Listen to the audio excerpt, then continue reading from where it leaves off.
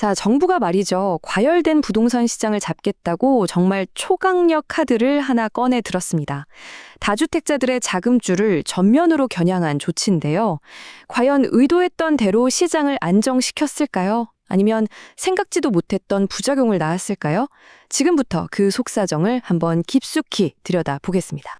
이번 정책에 대한 전문가들의 한 줄 평입니다.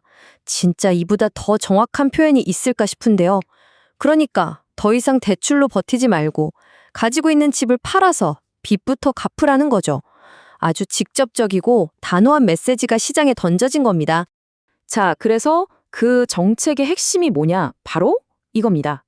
금융위원회가 발표한 건데요. 규제 지역 안에 집을 여러 채 가진 다주택자는 기존 주택담보대출의 만기를 연장해주지 않겠다는 거예요. 원칙적으로요.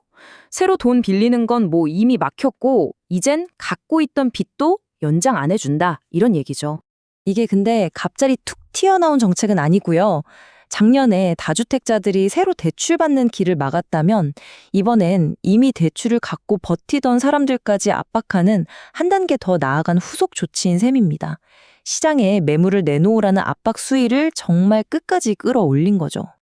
아니, 근데 정부는 왜 이렇게까지 세게 나오는 걸까요? 이게 단순히 집값만 잡겠다는 게 아닙니다. 그보다 더 큰 그림을 보고 있는 건데요. 우리 경제에 어떤 구도적인 문제를 풀려는 의도가 숨어 있는 거죠. 정부의 목표는 아주 명확합니다. 일단 첫 번째는 가계부채, 이 총량을 어떻게든 관리해서 금융 시스템을 안정시키겠다는 거고요. 그리고 두 번째, 전세보증금 같은 사실상 남의 돈이죠. 이걸 지렛대 삼아서 집을 계속 사들이는 이 레버리지 투자의 고리를 이번 기회에 아예 끊어내겠다는 겁니다. 궁극적으로는 빚내서 집 사고 집값 오르면 또 빚내서 집 사는 이 구조 자체를 뿌리 뽑겠다는 아주 강력한 의지라고 보시면 됩니다. 자, 그렇다면 이 강력한 압박, 과연 정부가 원했던 대로 시장이 움직였을까요? 그 첫 번째 결과부터 한번 보시죠. 와, 이게 숫자를 보면 진짜 놀라운데요. 정책 발표 딱 한 달 만에 서울 아파트 매물이 무려 9.2%나 늘어난 겁니다. 이게 어느 정도냐면 시장에 나와 있는 집이 거의 8만 채에 가까워졌다는 뜻이에요. 다주택자들이 진짜 압박을 느끼고 집을 내놓기 시작했다는 거죠. 자, 이 그래프 한번 보세요. 정말 흥미로운데요. 부동산 시장의 바로미터라고 하잖아요. 바로 이 강남 3구 아파트 값이 6주 연속으로 떨어진 겁니다. 특히 강남구는 하락폭이 더 커졌어요. 이게 바로 규제 압박을 못 이긴 급매물이 나오면서 가격이 실제로 움직이기 시작했다, 이런 신호인 거죠.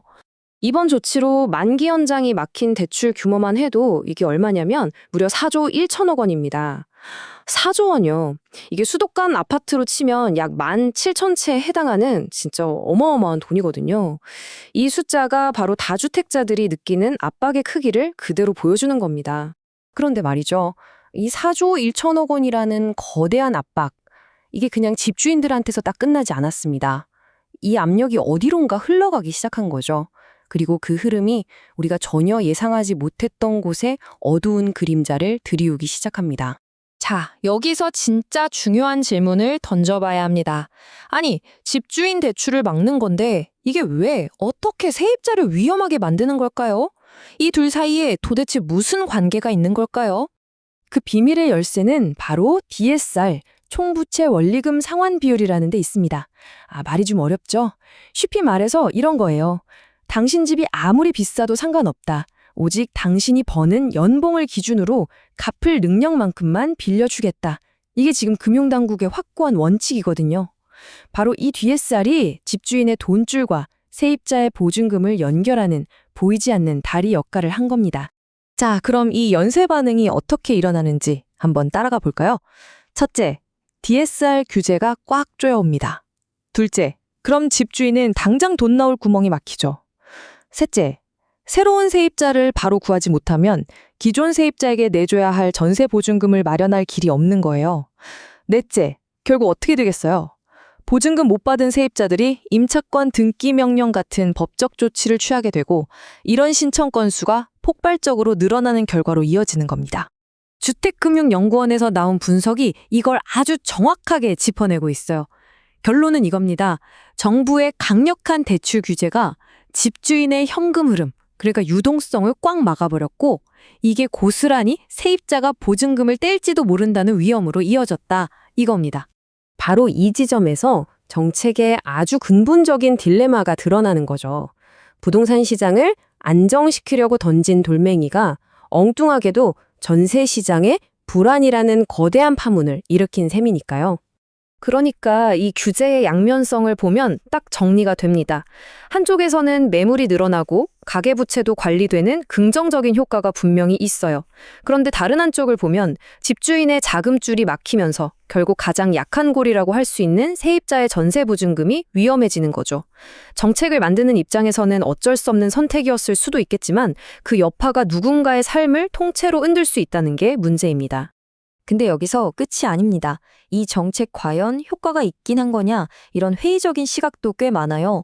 예를 들어 진짜 돈 많은 자산가들은 대출 상환 압박 끄떡도 안 하고 그냥 버티기에 들어갈 수 있다는 거죠. 그리고 또 지난 몇 년 동안 이미 웬만한 투기 수요는 다 정리돼서 이번 규제가 시장 전체에 주는 영향은 생각보다 작을 수 있다. 이런 지적도 있어요.